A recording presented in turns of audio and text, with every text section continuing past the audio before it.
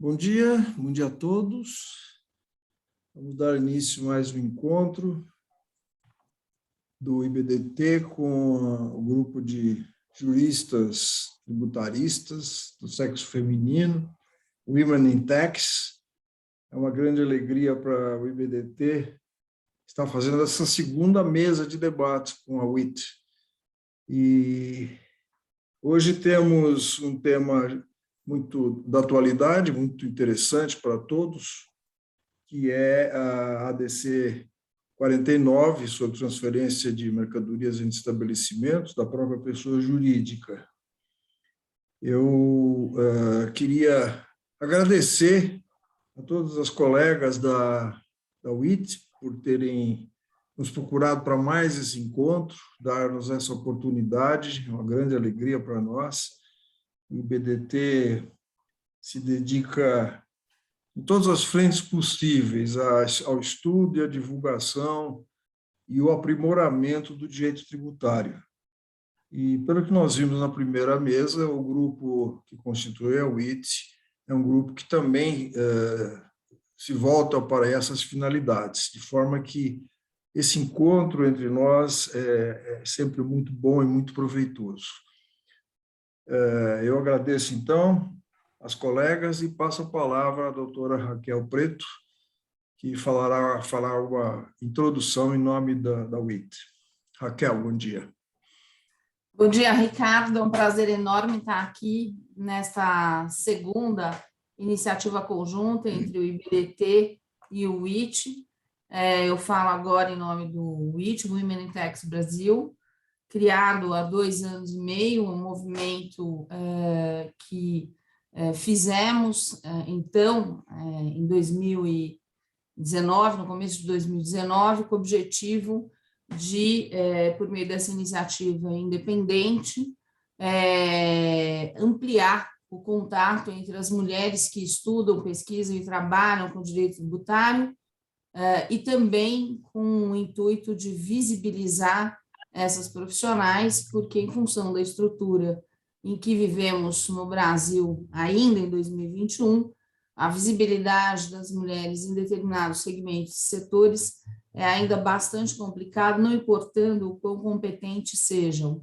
Eu queria referir, Ricardo, a grande alegria que tenho de estar nesse momento aqui, nessa manhã, porque, afinal de contas, eu sou filiada ao IBDT desde 1987, ainda na condição de estudante do Largo de São Francisco, e sou associada do IBDT desde então, tendo aí mais de 3 décadas, portanto, de convívio com o Instituto Brasileiro de Direito Tributário, uma grande alegria nessa manhã estar aqui como integrante e associada do IBDT, e também como uma das fundadoras do WIT. Queria referir que ao meu lado estão como fundadoras do WIT, Andréa Macito, Catarina Rodrigues, Daniela Lara, Fernanda Pazelo, que aliás eu já vi aqui na sala, a Catarina acho que também está aqui na sala com a gente, Renata Cubas, Tatiane Piscitelli e Pilar Coutinho, mais recentemente. Também queria aproveitar, Ricardo, para falar a respeito do Conselho WIT, que, além das fundadoras, é também formado, nesse momento, pela professora Beth Carrasa, pela Bettina Gruppenmacher, pela Maria Rita Ferragutti, pela Maria Leonor Leite Vieira e pela Suzy Gomes Hoffmann. Eu faço questão de mencionar estas mulheres que formam a estrutura hoje de governança do WIT, porque aqui se juntam várias gerações, com várias idades, de mulheres tributaristas que há décadas vêm lutando um bocado para estar nesse espaço, que é um espaço culturalmente e historicamente ainda dominado pelos homens. E que se esclareça, né? Eu não tenho nada contra os homens, é que eu tenho tudo a favor das mulheres. De tal da sorte, o nosso objetivo é, obviamente, visibilizar estas profissionais e a conjunção destas gerações diferentes de tributaristas, né?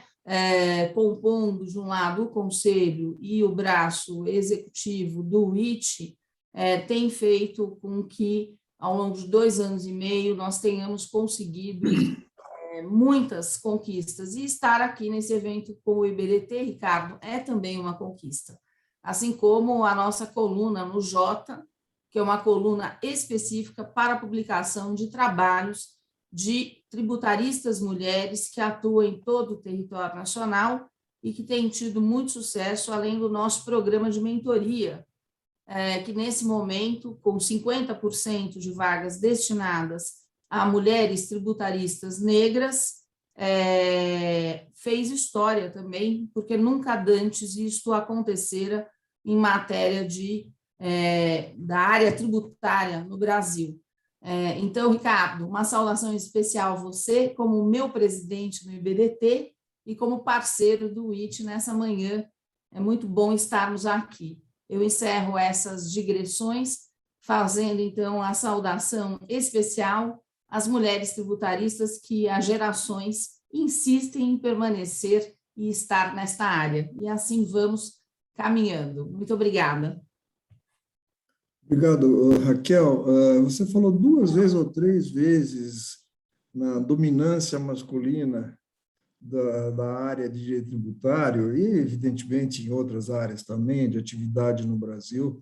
Eu preciso ressaltar que no Instituto Brasileiro de Direito Tributário não existe esta preocupação de dominância, pelo contrário, existe uma preocupação de igualdade, não? O que vale são as capacidades, as contribuições que cada pessoa, seja homem ou mulher, tenha para dar. Então, vocês encontram aqui no IBDT sempre um campo muito aberto para desenvolver cada vez mais a sua preocupação que você manifestou. E eu sugeriria que você ou alguém das suas colegas colocasse no chat algum dado de comunicação para outras advogadas que queiram se associar ao IT, para que elas possam, então, fazer contato e se aproximar de vocês. E vamos, então, à pauta, não? Acho que podemos passar a palavra para a Fernanda Silveira, que vai fazer a primeira introdução. Só para esclarecer a todos, nós vamos ter 4 apresentações breves, todas em torno do tema da ADC 49, mas cada uma com uma peculiaridade, e depois nós vamos para os debates, como é mais próprio da nossa mesa. A Fernanda Silveira falará primeiro, a Raquel Preto novamente, a Marta Leão e a Mara Caramico virão a seguir. Então, Fernanda, eu passo a palavra a você. Obrigado, viu, pela presença. Eu que agradeço, professor Ricardo. É um prazer revê-lo. Tive a oportunidade de conhecê-lo num dos debates que nós fizemos no programa de pós-graduação aqui da UFMG. E é um prazer também rever a todos que estão aqui, especialmente aí cumprimentando as outras 3 excelentíssimas palestrantes que já admiro há muito tempo, que vão partilhar comigo os debates de hoje, pelo menos essa introdução que nós vamos fazer aqui.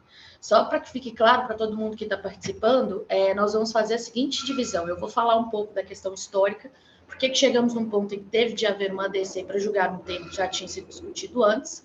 A Raquel vai entrar propriamente na decisão da ADC 49, a primeira decisão publicada neste ano. Em seguida, a Marta vai falar sobre os efeitos que estão sendo discutidos nos EDs, todos os EDs, inclusive o julgamento que está sendo feito enquanto nós estamos aqui falando. E, por fim, a Mara vai discutir questões mais atinentes à apuração do ICMS, questões que precisam ser resolvidas, podem não vir a ser respondidos pelo STF e que demandarão aí desdobramentos legislativos ou mesmo acordos em torno do Concefaz para que nós consigamos aplicar corretamente essa decisão dada pelo STF. Nada surpreendente, mas que está aí trazendo tanta dor de cabeça para os contribuintes e para também alguns fiscos estaduais. Eu preparei uma apresentação, eu vou só compartilhar aqui a tela com todos vocês. A ideia não é me delongar na apresentação, é só mesmo para facilitar, para que a gente consiga ter... Marta, você pode só permitir que eu compartilhe? Acho que eu estou sem aquela permissão de anfitrião. O Ricardo está como host, eu acho que o Ricardo tem que colocar você como co-host. Sim.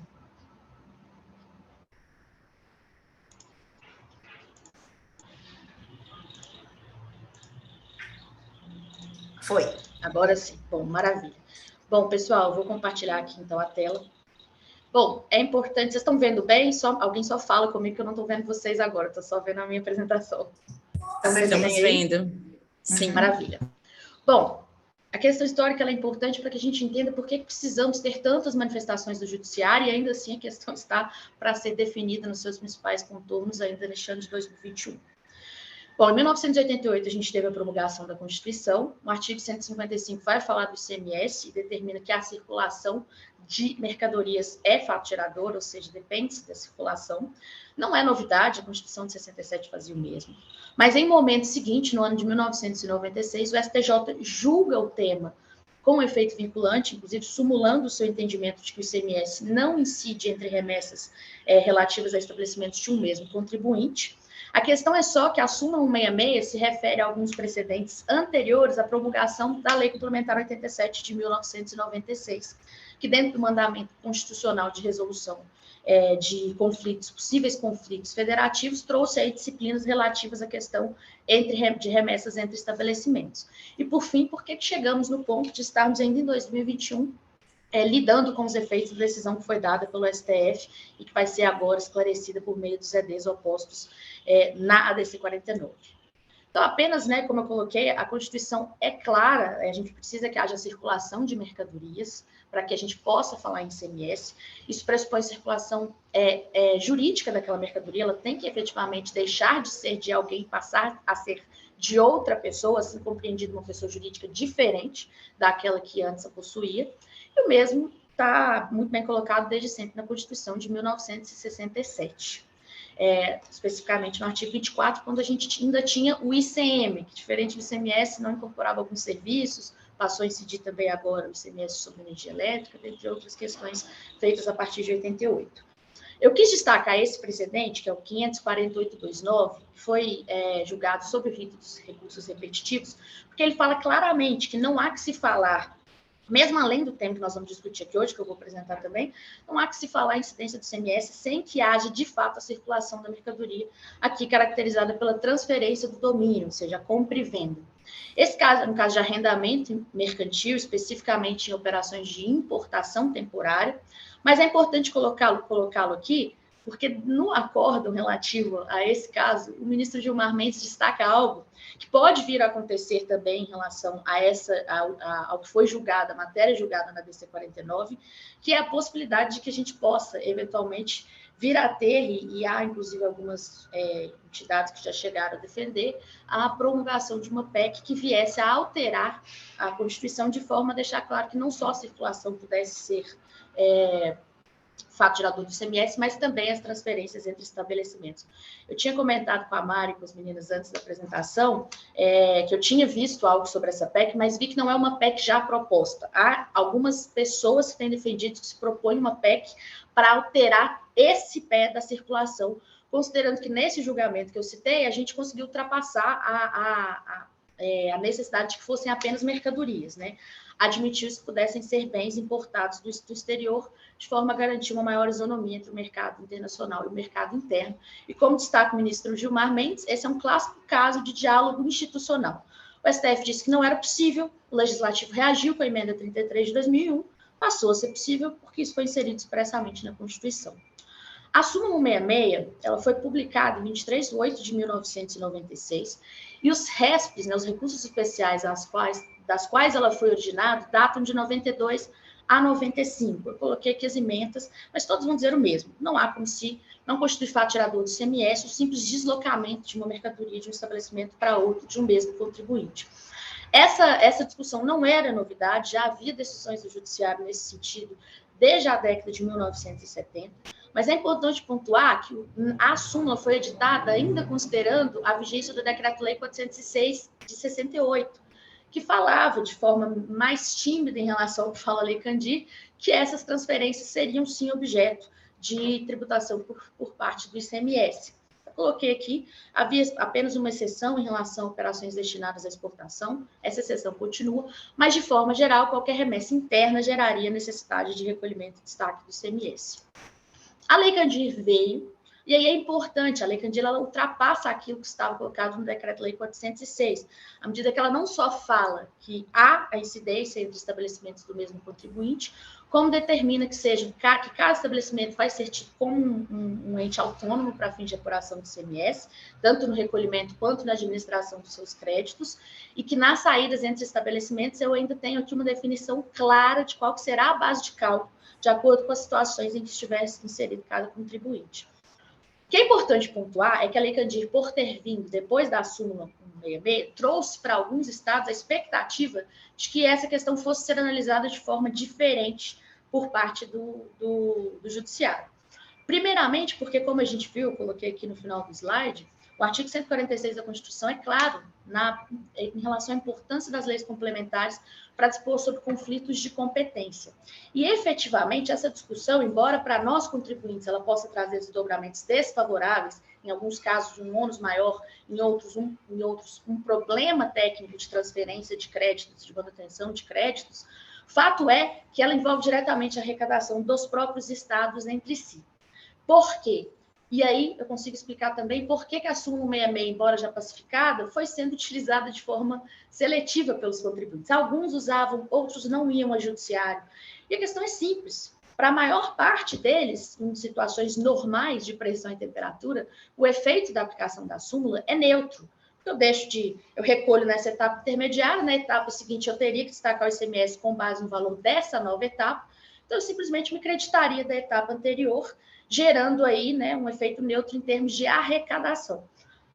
Indiretamente, o efeito federativo de não usar a súmula é distribuir melhor o produto do ICMS e também garantir uma melhor gestão para cada estado dos débitos e créditos dos estabelecimentos que neles estão ali situados, à medida que um estado que, em caso de uma remessa interestadual de um estado para outro, se não houver o destaque de ICMS, há tanto a questão da manutenção do crédito na origem, quanto a questão do creditamento no destino. E para os estados de origem, isso é, em muitas situações, danoso. Agora, os contribuintes viram algumas oportunidades de utilizar essa súmula em situações muito pontuais, dentre as quais, por exemplo, remessa de um estado para outro, vai haver uma exportação subsequente, então, se eu não tenho destaque de ICMS dessa operação e a próxima é imune, automaticamente eu reduzo o meu saldo credor. Ou então eu vou remeter para um outro estado, nesse outro estado a alíquota desse produto é menor, então vale a pena não tributar, ou vou remeter para esse estado e no outro estado em que ele está também há uma alíquota menor, então vale a pena para que eu tenha uma alíquota final na operação menor em razão do não envolvimento desse outro estado. O último caso, que é muito importante, também traz muitas discussões, quando o contribuinte se instala em determinado estado, aqui o estado de origem, há um benefício fiscal em razão disso, isso é muito comum em empresas comerciais, e ele precisa destacar o ICMS na saída, porque se ele não destaca o ICMS na saída, ele não consegue utilizar os créditos presumidos que tem, no final das contas ele destaca 100, transfere um crédito de 100 e paga muitas vezes 80, por exemplo, na prática. Então, havia uma expectativa de que a Lei Candir pudesse ensejar a revisão da matéria por uma questão efetivamente federativa, que é essa de que muitas vezes a gente tem aí, com o uso da súmula, a gente acaba colocando os estados de origem em uma posição desfavorável. A questão chegou a ser julgada em recursos repetitivos após a Lei 87, tanto pelo STJ, no RESP 1.125.133, quanto pelo STF. Então, a gente nunca teve dúvida do que o judiciário ia falar a respeito do tema. A questão já estava mais do que colocada. O ponto é que agora, com a ADC 49, a gente passa a ter outras questões importantes que precisam ser aclaradas, especialmente em razão dos efeitos de uma ação de controle concentrado e também de outras questões relacionadas ao seu efeito temporal e a própria forma como serão operacionalizadas essas operações a partir dessa nova decisão. Então, com isso, gente, eu interrompo aqui, passo a palavra à Raquel para que ela possa fazer aí essas considerações complementares, já entrando dentro da DC 49. Muito obrigada a todos pela atenção. Obrigada, Fernanda. Bom, é importante, eu vou fixar aqui os meus comentários especificamente no julgamento, no mérito, né, da ação declaratória de constitucionalidade, número 49, de origem do Rio Grande do Sul, e por meio da qual, então, assentou-se aí a inconstitucionalidade dos artigos 11, parágrafo 3º, inciso 2º, e o 12, inciso 1º, no trecho, ainda que para outro estabelecimento do mesmo titular, e 13, parágrafo 4º da Lei Complementar 87, a Lei Candido. Bom, como já referido, mas apenas para a gente mergulhar aqui um pouco no mérito desse acórdão, né? Aliás, eu acho que essa discussão tem tanto tempo de discussão nos tribunais, com idas e vindas, quanto eu tenho tempo de formada e de associada ao IBDT, né? É uma coisa impressionante. Bom, o fato é que, mesmo com a vinda da decisão da DC, conforme na sequência vai ser tratado, nós dividimos isso esta apresentação em 4 partes, muita celeuma e muita discussão ainda está surgindo. Bom, mas o ponto de partida é a ação declaratória de constitucionalidade propriamente dita, porque estes dispositivos legais previam, respectivamente, a autonomia dos estabelecimentos de mesmo titular, a ocorrência do fato gerador do imposto no momento da saída da mercadoria de estabelecimento de contribuinte, ainda que para outro estabelecimento do mesmo titular, e a base de cálculo do tributo na saída da mercadoria para estabelecimento localizado em outro estado, pertencente ao mesmo titular. Então, neste julgado, o Supremo reafirmou esse entendimento que a Fernanda já fez aí a abordagem sequencial histórica de que havia sido, e que vinha sendo consolidado, né, no STJ, e assim como em outros julgados que já tinham tratado do tema, e que tinham redundado, inclusive, no enunciado da súmula 166 do STJ, e segundo a qual não constituiria fato gerador do ICMS o simples deslocamento da mercadoria de um para outro estabelecimento do mesmo contribuinte. E esse entendimento já havia sido firmado em idêntico sentido, tanto antes da Constituição de 88 no Supremo Tribunal Federal, quanto após a promulgação por essas diversas ocasiões e decisões. Bom, em sede de repercussão geral, o Supremo Tribunal Federal firmou a tese de que não incidiria ICMS no deslocamento de bens de um estabelecimento para outro do mesmo contribuinte, localizados em estados distintos, tendo em vista que não haveria transferência da titularidade ou a realização de ato de mercancia, e esse era um julgado de relatoria do Toffoli, né, que havia acontecido em agosto de 2020. Bom, então, ao julgar improcedente essa ação declaratória de constitucionalidade ajuizada pelo Estado do Rio Grande do Norte, entendeu agora o Supremo Tribunal Federal, com a peculiaridade de que o tipo de ação, evidentemente, provocou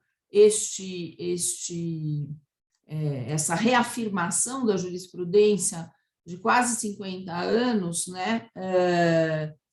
Mas com este efeito absolutamente potente pela peculiaridade do instrumento processual utilizado, e que tem aí o condão de provocar este efeito ultrapotente, erga omnes, em tese, objetivando-se com isso a pacificação, em definitivo, da questão. O ministro relator, e aí por unanimidade houve a decisão, entendeu, então, que ao interpretar a Constituição da República Federativa do Brasil, a circulação de mercadorias que geraria incidência de ICMS seria a circulação jurídica, citando aqui ipsis literis o julgado supremo. Portanto, houve a compreensão de que o mero deslocamento entre estabelecimentos do mesmo titular, na mesma unidade federada ou em unidades federadas diferentes, não seria fato gerador do ICMS. E este seria o entendimento consolidado na Corte, e isso foi referido, inclusive, pelo ministro Edson Fachin, que já vinha guardando aí esta proteção aos contribuintes neste tema há muitos anos. Ele ainda ressaltou que algumas transferências entre estabelecimentos do mesmo titular possam gerar reflexos tributários, né? E a interpretação de que a circulação meramente física ou econômica de mercadorias geraria obrigação tributária seria inconstitucional. E aí, ao elaborar os dispositivos discutidos na ADC, teria havido um excesso do legislador. O ministro relator, cujo voto acabou prevalecendo, também fez referência ao Tribunal Pleno que tinha ratificado essa jurisprudência justamente no caso de origem do Mato Grosso do Sul, de relatoria do Dias Toffoli, que eu mencionei há pouco, e que aí, neste caso, havia sido fixada a tese de repercussão geral para o tema 1099,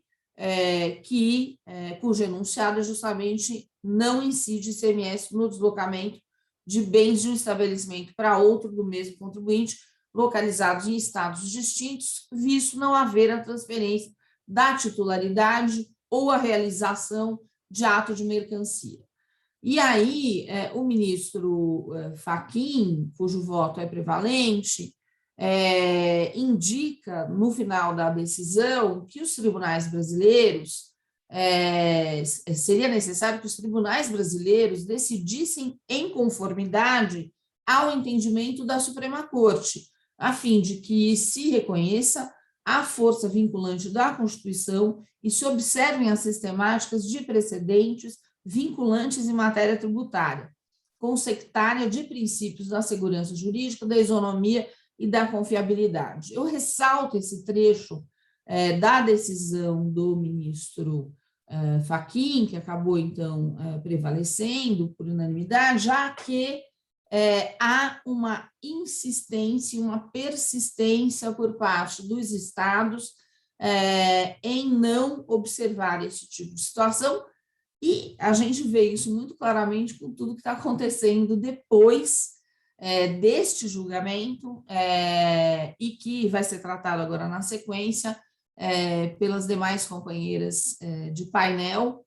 E eu já encerro, então, aqui as minhas considerações, porque o objetivo das nossas 4 falas iniciais é justamente fazer uma demarcação histórica e sequencial para que a gente perceba aí qual é a lógica de todo esta celeuma e a gente chegue aqui a algumas conclusões, ainda que seja sobre o fato de que não há conclusões, né, pelo jeito como querem os estados, mas essa provocação a gente vai deixar para fazer mais ao final. O fato é que eu ressaltei esse trecho da decisão do ministro relator, porque eu acho que a gente tem visto muito isso acontecer, e especialmente em 2 áreas do direito que histórica e estruturalmente são muito semelhantes, que são a matéria penal e a matéria tributária.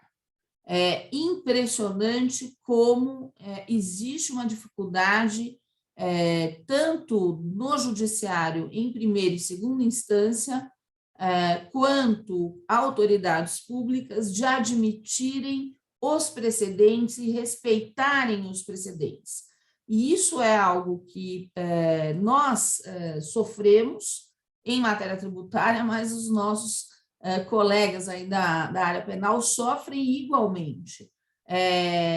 E é interessante notar como o ministro sai com esta referência específica, chamando a atenção para o fato de que é fundamental que haja respeito à fixação de precedentes, à interpretação.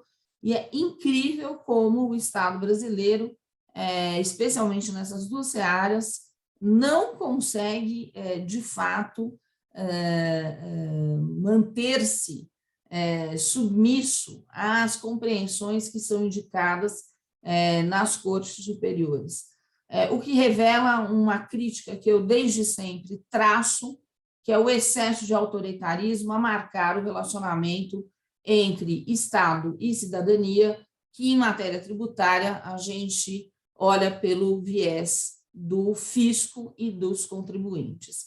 Eu passo a palavra agora na sequência, acho que é a Marta, né, que vai falar especificamente, e está com você a palavra, Marta. Obrigada, Raquel. Ricardo, se você puder me passar o host para que eu possa compartilhar minha tela também.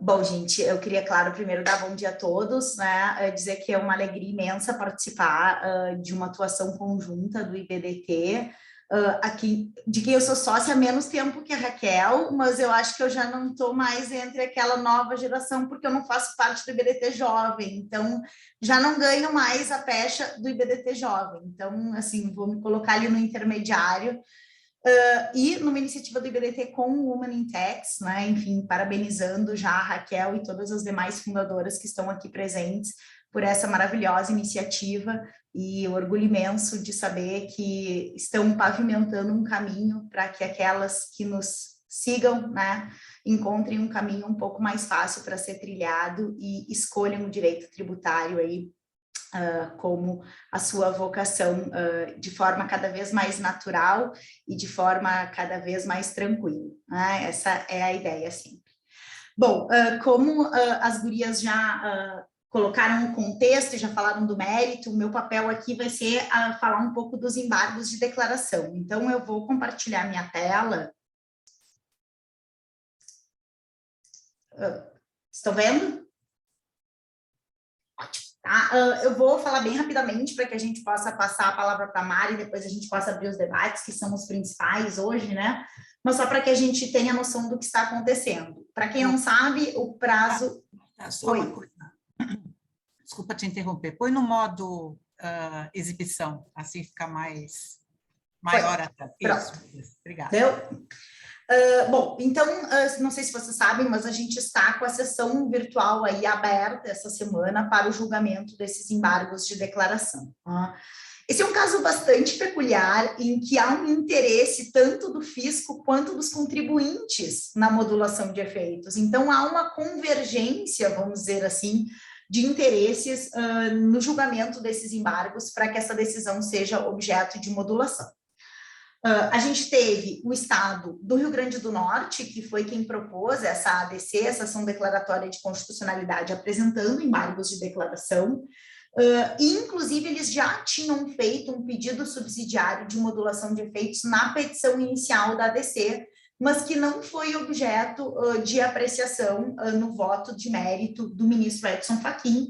Portanto, vieram, inclusive, com a alegação de omissão de que isso não teria sido objeto de enfrentamento. Né? O que é principal? O que é pedido nesses embargos de declaração?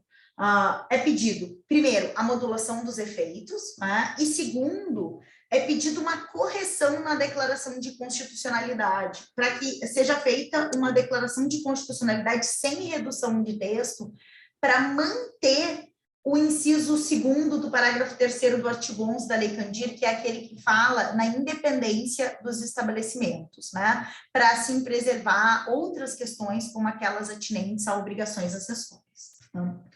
E o fundamento do pedido de modulação traz essa convergência entre contribuintes e fisco, no sentido de que teria que haver aí uma pacificação dessas operações anteriores praticadas nos últimos 5 anos, e que haveria para os contribuintes, pelo menos para parte dos contribuintes também, uma insegurança jurídica muito grande em função da perda de créditos presumidos para aqueles que se aproveitaram de benefícios fiscais, gozaram desses benefícios e perderiam esses benefícios se fossem objeto aí de uma autuação por parte dos estados para reaver esses valores das operações anteriores, que é um pouco do que a Fernanda já nos apresentou naquele contexto inicial de por que alguns contribuintes se aproveitavam e outros não da súmula 66 do STJ. Né? E os estados também fazem um pedido tendo em vista a necessidade de readequar a sua legislação estadual. E aí aqui um pouco em linha com o que a Raquel já vinha já acabou de nos comentar, no sentido de que, embora houvesse, vamos dizer assim, um consenso doutrinário e jurisprudencial com relação a a inexistência de fato gerador do ICMS aqui, os estados mantinham essas cobranças e, portanto, sua legislação não estava adaptada a esses precedentes já existentes. Bom, a gente já tinha uma primeira decisão dos embargos de declaração proferida pelo ministro relator, que é o ministro Edson Fachin, e essa decisão do ministro Edson Fachin já contava com o acompanhamento de 2 outros ministros, da ministra Carmen Lúcia e do ministro Alexandre de Moraes. Portanto, a gente já tem 3 votos no sentido da decisão tomada pelo ministro Edson Fachin. E o que o Fachin diz nessa decisão? Primeiro, ele diz de forma categórica que essa decisão não afeta o direito de crédito, né, e faz remissão aí a um outro precedente do Supremo, no sentido de que seria assegurado o princípio da não cumulatividade, portanto, o fato de não haver incidência aqui não afetaria o direito de crédito da operação anterior. Segundo, ele mantém a declaração de inconstitucionalidade como havia sido feita, então, com a supressão do dispositivo, dizendo que essa supressão só vale para incidência de ICMS, não repercutindo em deveres instrumentais. E sobre a modulação dos efeitos, ele modula os efeitos e propõe que haveria aí razões de segurança jurídica e interesse social, e aqui uma questão de processo importante, né, o pedido de modulação não é feito com base no dispositivo do novo Código de Processo Civil, que fala em mudança de jurisprudência, porque afinal aqui a gente não tem mudança de jurisprudência, a gente tem ratificação da jurisprudência anterior. Então isso é feito com base no artigo 27 da Lei 9868 de 99, né, essas razões de segurança jurídica e interesse social, preservando-se as operações praticadas e as estruturas negociais aí, concebidas pelos contribuintes nos casos de benefícios fiscais, né? Muito interessante que ele faz uma menção também ao cenário de macrolitigância fiscal que seria criado, né, se não houvesse a modulação desses efeitos, e também diz que aí se asseguraria um prazo para conformação, né, da legislação estadual, dos 27 estados da federação. Né? Então, ele modula os efeitos para que elas só passem a produzir efeitos a partir do ano fiscal de 2022, então a partir de 1º de janeiro de 2022. Barroso pede vista, né, dos autos para análise da questão, e o voto do Barroso é divulgado na sexta-feira, agora, né, então atualizei aí no feriado essa apresentação, porque a gente já teve um novo voto sobre isso. E o que vem e diz o ministro Barroso? Ele faz um voto diferente do voto do ministro Edson Fachin, Por quê? Porque ele modula os efeitos também para o dia 1º de janeiro de 2022, mas preserva a aplicação da inconstitucionalidade para aqueles contribuintes que foram ao judiciário ou fizeram processos administrativos para discutir, porque era do seu interesse a não incidência do ICMS nesse tipo de processo. Então, ele preserva o direito do contribuinte que foi ao judiciário requerendo essa declaração de inconstitucionalidade, né, e garante a esse contribuinte que ele tem aí o seu direito de não recolher o ICMS sobre essas operações. Quanto aos créditos, ele diz expressamente que há um direito assegurado pela Constituição de não cumulatividade do ICMS, sendo imperioso que se faculte a esses sujeitos passivos o direito de manutenção desse crédito, né? E o direito de transferência desse crédito para que ele possa ser objeto de usufruto aí por parte do sujeito passivo. Então, ele toma uma decisão diferente da do ministro Edson Fachin, porque ele diz o seguinte: eu vou modular os efeitos para que seja ajustada a legislação dos estados, mas se não houver nova legislação até o dia 1º de janeiro de 2022, está assegurada a transferência desses créditos, por meio dessa decisão tomada pelo Supremo, independentemente do ajuste legislativo.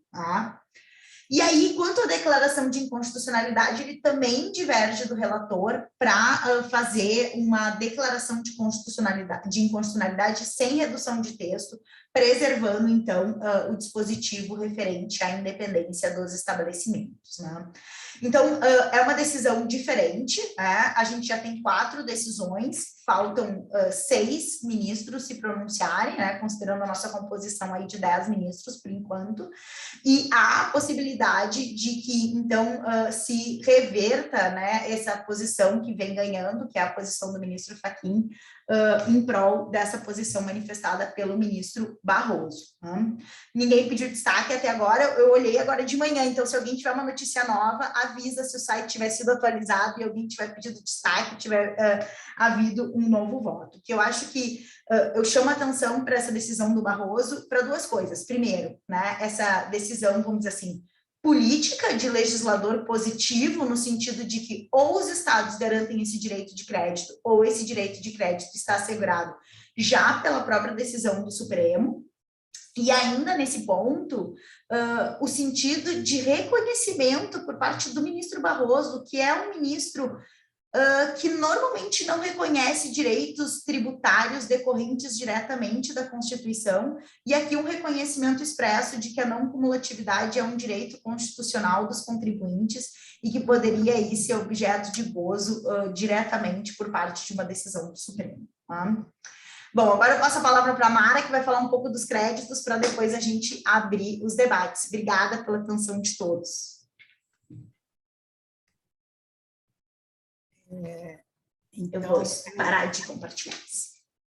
Bom dia a todos. Antes de mais nada, eu faço minhas as palavras da Marta, e que eu gostaria realmente de agradecer esse convite que me foi feito pelo IBDT e pelo IT, na pessoa do Ricardo e da Raquel, porque realmente para mim é uma honra estar aqui discutindo mais uma vez esse tema, e mais uma vez uma decisão do STF que deixa o contribuinte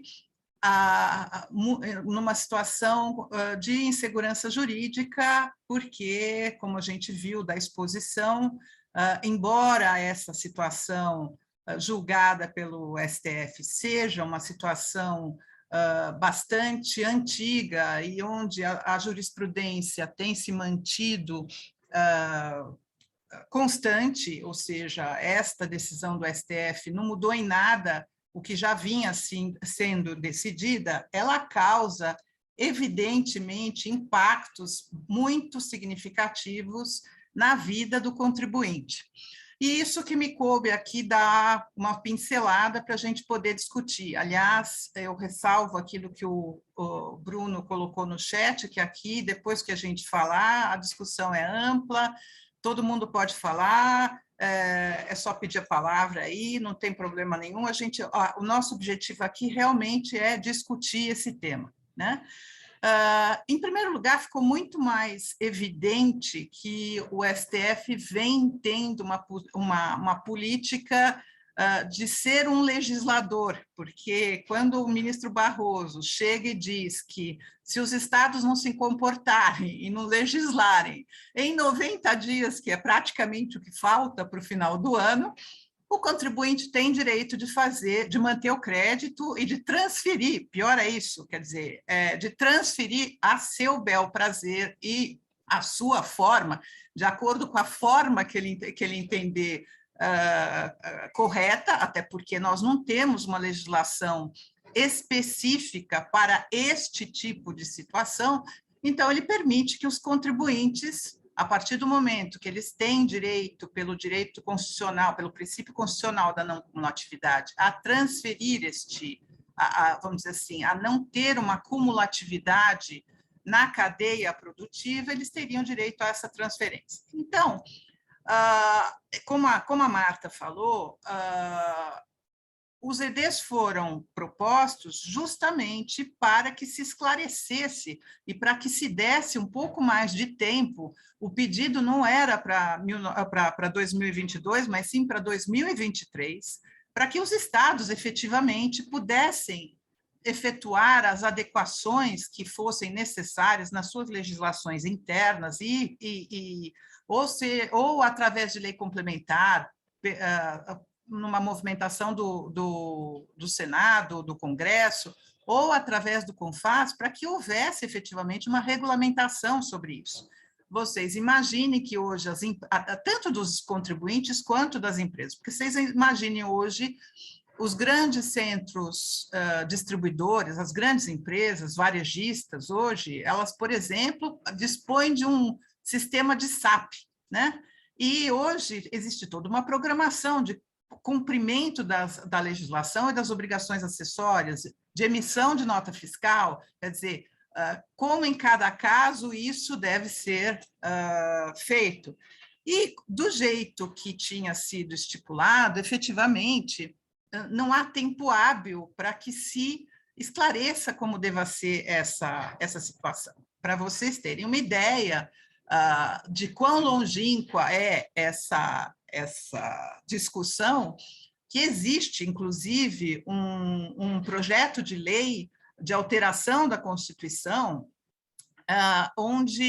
do Fernando Bezerra Coelho, que é o projeto de lei 332 de 2018, onde efetivamente ele propõe uma alteração constitucional da lei complementar em relação ao artigo 12, para justamente corrigir essa situação, dando uma situação de não incidência, ou vamos dizer assim, tirando esta transferência entre estabelecimentos interestadual do foco do fato gerador do ICMS, né? Então, ele inclusive, nas disposições onde ele diz as razões desta alteração, por que seria importante se fazer essa alteração, ele menciona toda a jurisprudência, tanto do STJ quanto do STF, neste sentido. Então, que não faria mais sentido se manter na lei complementar este dispositivo legal, porque ele fere todo o entendimento jurisprudencial sobre a matéria, né? Então, aí o que nós temos hoje, do que nós já temos como voto em relação ao crédito? Por quê? Porque algumas situações foram resolvidas. A situação da manutenção do crédito foi resolvida, que isso era uma preocupação bastante importante dos contribuintes, quer dizer, por quê? Porque a Constituição, no artigo 155, parágrafo 2º, diz que, ao existir uma não tributação, uma não incidência ou uma isenção, há necessidade, se a legislação não dispor de maneira diferente, do estorno do crédito. Então, esta era uma preocupação bastante importante dos contribuintes, que foi resolvida pelos EDs, no sentido de que houve a declaração efetiva de que não haveria a necessidade de estorno de crédito. Por quê? Porque não se trataria de um negócio jurídico a transferência, e sim uma mera transferência. O ministro Fachin, ele até fala que é como se você transferir a mercadoria de uma prateleira para outra. Isso não gera nenhum tipo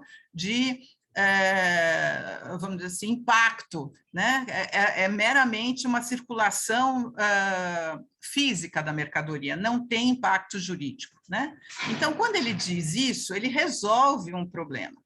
E outro problema seria aonde fica esse crédito e como se transferiria esse crédito, né? Então, pelo que nós temos da declaração do voto do ministro Fachin e pelo entendimento do que o julgado nos dá, o julgado da ADC em si nos dá, esse crédito deveria ficar com o estabelecimento de origem.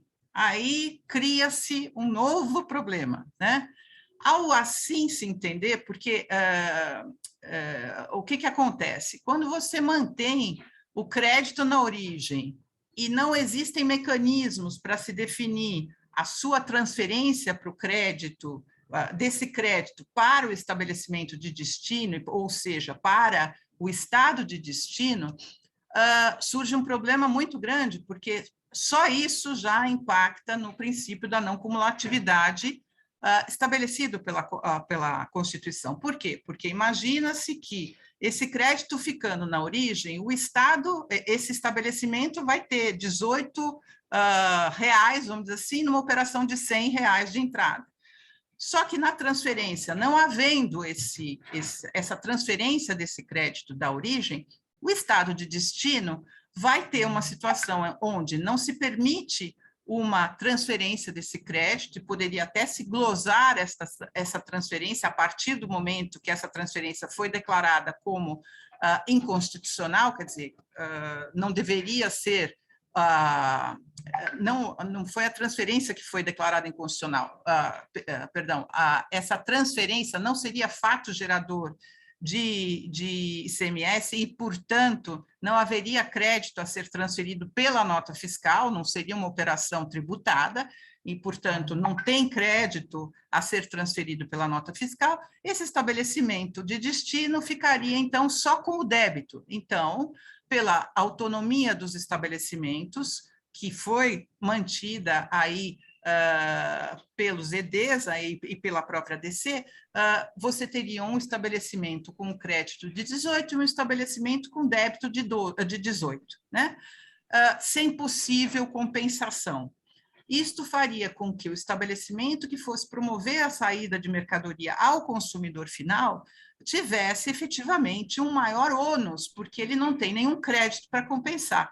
Enquanto que o estabelecimento de origem fica com um crédito de 18 sem, vamos dizer assim, muitas vezes, possibilidade de aproveitamento integral desse crédito.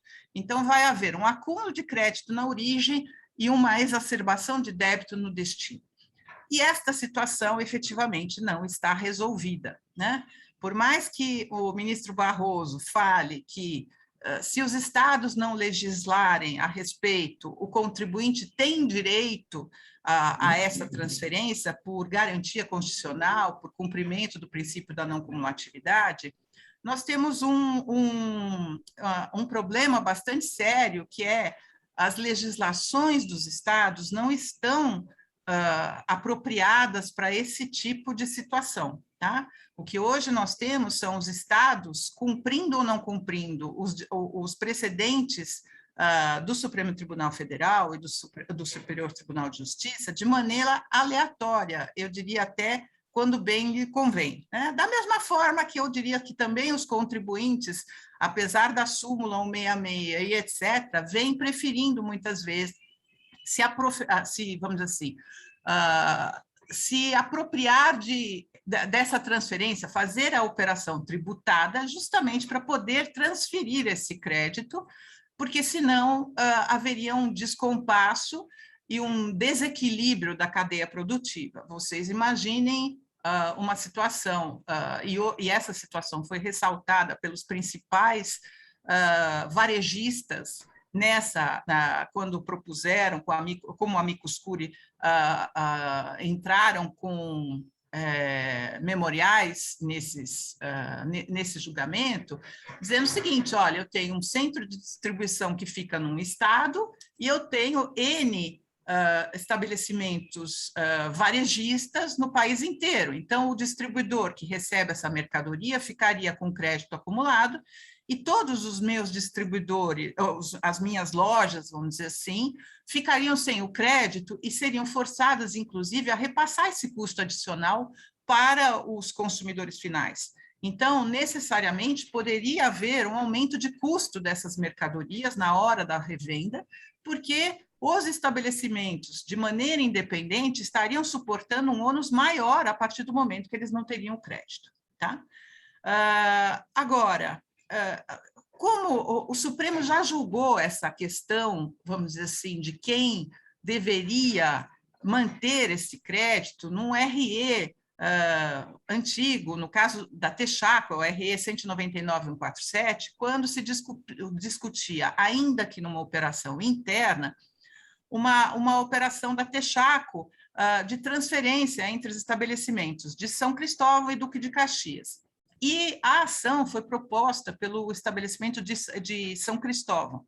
E o ministro Maurício Correia, à ocasião, julgou improcedente a ação porque disse que quem deveria ter proposto a ação deveria ter sido um estabelecimento de Duque de Caxias, porque seria ele que deveria ter direito a esse crédito, porque justamente para preservar o direito constitucional de não cumulatividade, este crédito deveria ser transferido a ele, então ele seria o legitimado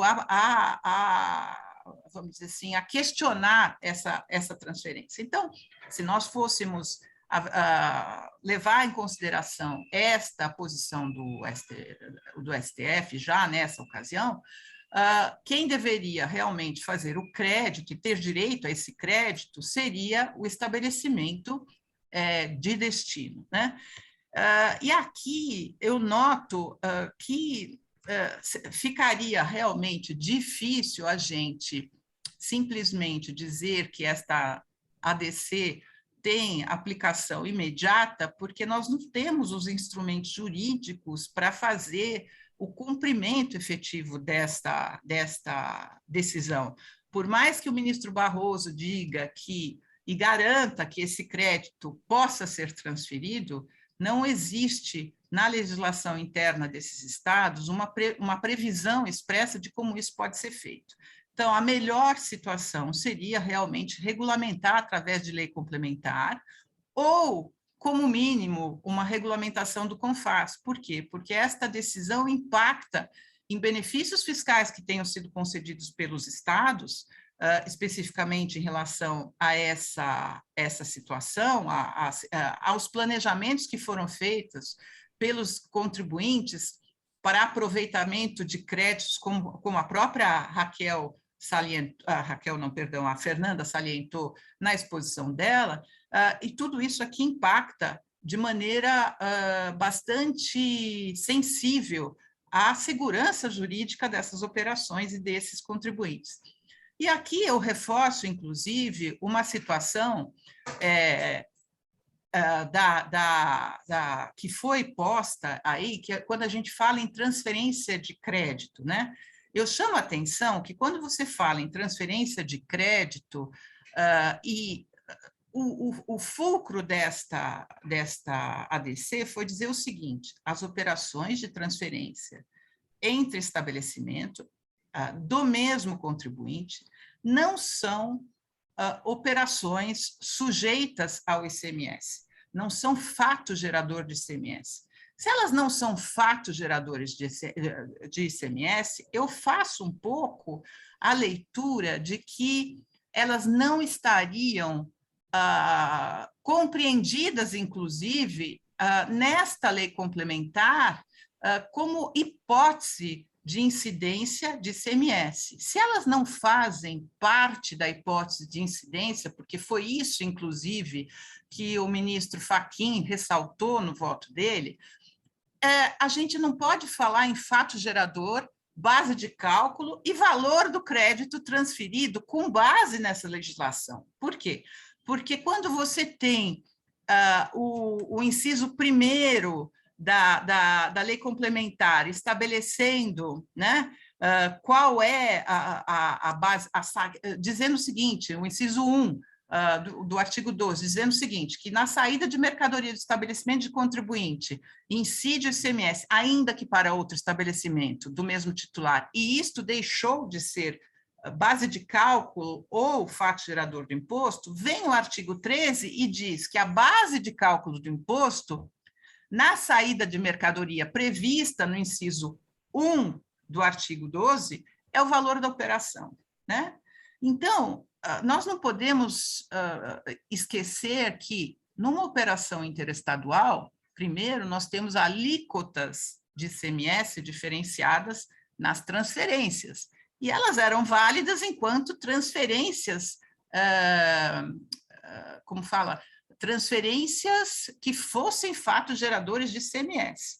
Agora, essa transferência não é fato gerador de ICMS. Então, qual é o crédito que eu tenho que transferir? É o crédito que eu efetivamente tomei integralmente na origem, lembrando que, se eu for transferir o que seria a base de cálculo, deveria ser o valor da operação, e este valor da operação, eu não tenho uma alíquota efetiva, será que eu posso usar a alíquota de 18%, a alíquota interna, ou a alíquota do crédito, ou a alíquota de 12%, ou 7%, ou 4% quando é um bem importado?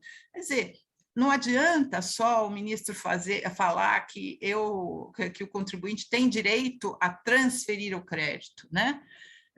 Que crédito é esse? Qual o valor desse crédito a partir do momento que eu não tenho uma operação tributada, eu não tenho um fato gerador de ICMS e eu não tenho uma base de cálculo estabelecida para esse tipo de operação. Então, necessariamente, no meu entendimento, essa matéria tem que ser integralmente regulamentada. Por quê? Porque a partir do momento que nós não temos elemento básico, legal, legítimo, para se saber qual é o valor a ser transferido, como eu faço essa transferência, se eu pego, se eu vou fazer o seguinte, eu vou pegar uma apuração mensal, final do meu estabelecimento, vou ver todas as mercadorias que eu transferi para outros estabelecimentos de outros estados, e aí vou fazer o cálculo e vou transferir através de nota fiscal. Realmente, é uma situação que demanda a regulamentação. Então, eu chamo a atenção que nós estamos, pelas duas decisões que já foram proferidas, esse problema não foi atacado, e nem esse problema foi resolvido. E muito menos se mantiverem as decisões até aqui proferidas, inclusive em relação ao quanto decidido pelo ministro Barroso, a insegurança jurídica vai permanecer e não existe possibilidade, no meu entendimento, de se fazer uma autoaplicação, até porque hoje as legislações estaduais não prevêem essa situação e os créditos vão poder ser glosados independentemente do que o STF decidiu, embora em regime concentrado, erga omnes, e que, por si só, poderia ter o efeito de arrastar essa inconstitucionalidade às legislações estaduais. Então, eu paro por aqui para abrir os debates aí, para ouvir os demais aí participantes sobre o que cada um acha dessa situação e poder dar o seu pitaco aí jurídico a respeito. Muito obrigada, mais uma vez, pela participação e pela oportunidade aqui de estar com vocês discutindo esse tema. Obrigado, Mara, Marta, Fernanda e Raquel. Acho que o tema foi bem exposto, né? Você falou em pitacos jurídicos, está muito difícil dar um pitaco jurídico numa questão que virou uma confusão, que não é a primeira vez que ocorre no Supremo, mas essa está aparentemente suplantando todas as demais, né? Eu fico, às vezes, pensando, será que os ministros, antes de emitirem seus votos, não deveriam se reunir, trocar ideias, como nós fazemos lá no IBDT, nas reuniões de diretoria e do conselho, não? Trocar ideias para ver, olha, como é que nós vamos decidir isso, como é que nós vamos esgotar esse tema para não ficar tendo embargo de declaração, não esquecer de alguma coisa, não esquecer das consequências do que nós vamos decidir. Aparentemente, cada um vai dando o seu voto e vai descobrindo o que o outro entende pelo voto no momento que é já feito, não é? Aí dá essa confusão que nós temos, uma falta de uma posição doutrinária, que eu diria de uma posição jurídica, né? Fica um acho que isso e acho aquilo, e só pode dar confusão. Eu lamento ter que fazer uma crítica como essa à nossa maior corte, mas isso é uma observação que nós temos. Estamos sendo obrigados a fazer praticamente a todas as mesas de debates do IBDT. Bom, pediram a palavra a Raíssa e o Leonardo. Raíssa, bom dia.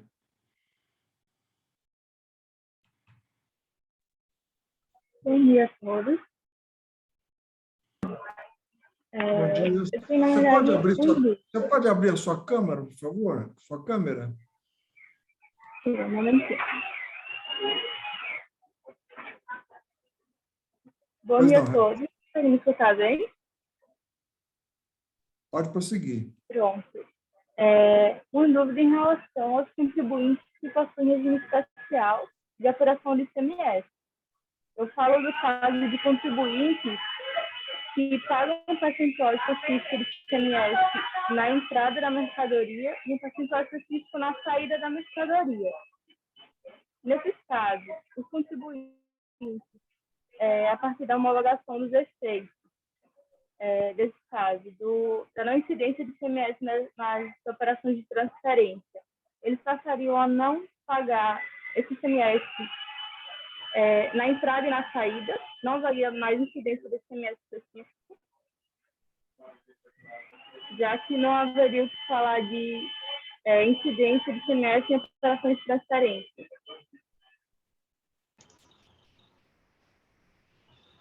O seu som, Raíssa, estava bastante difícil de entender. Eu não sei se os colegas entenderam, querem responder.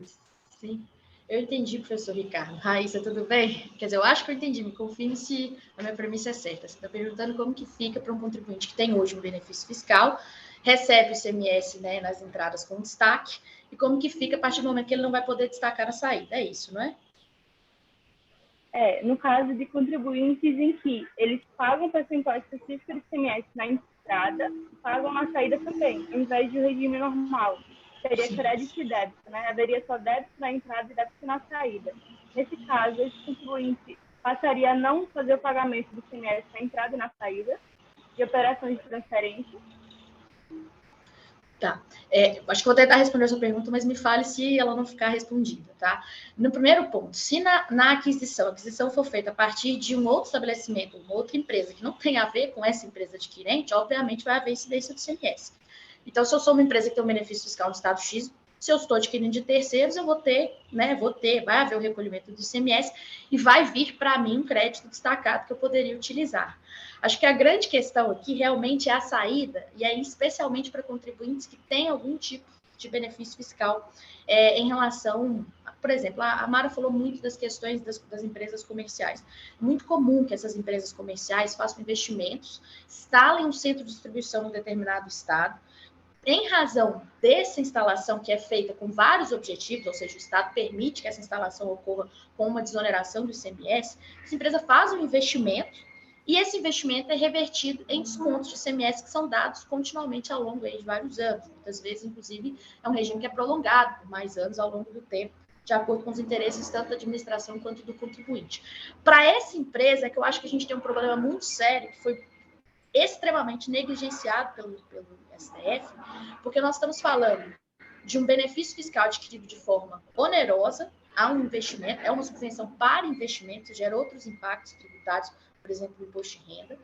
E essa empresa que vinha não utilizando a súmula 166 porque não lhe interessava, porque ela de fato precisava destacar o ICMS na saída, é muito importante que ela faça o destaque do ICMS na saída, passa a ter um problema muito grande, porque ela fica com um crédito menor de entrada no estado de origem, mas não consegue destacar esse débito maior e transferi-lo para outro estabelecimento, deixando aí, tornando-se praticamente nulo, né, o benefício fiscal que ela obteve de forma onerosa em razão desse investimento.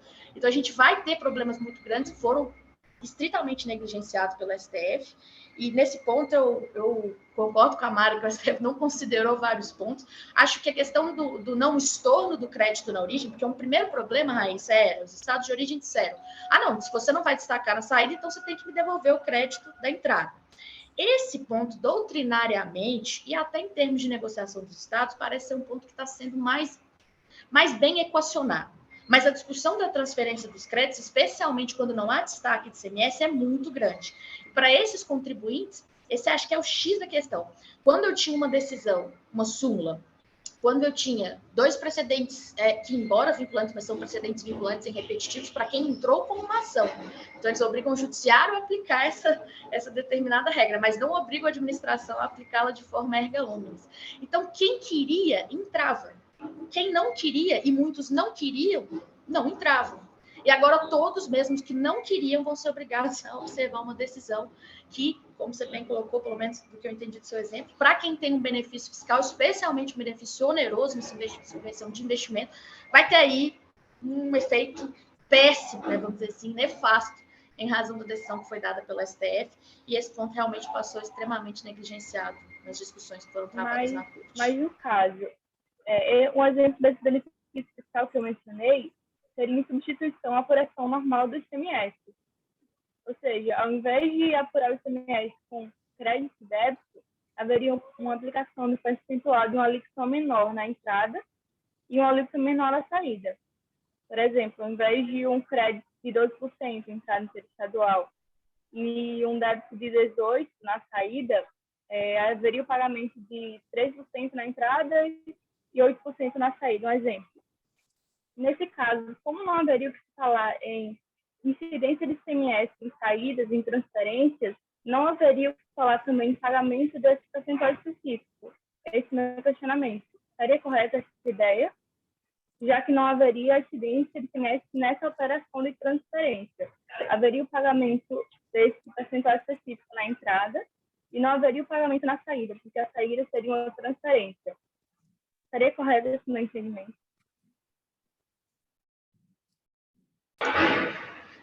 Bom, aí eu acho que a questão é, se há um crédito na entrada que é menor, se a remessa posterior for feita por um Estado que tem uma tributação maior, naturalmente eu ia transportar um crédito menor. Vamos supor, se o Estado me deixa pagar 3, me deixa pagar depois 7, se lá no outro Estado, esse outro estabelecimento fizer uma venda não isenta ou não imune, com uma alíquota de 18, meu crédito apropriado vai ser menor.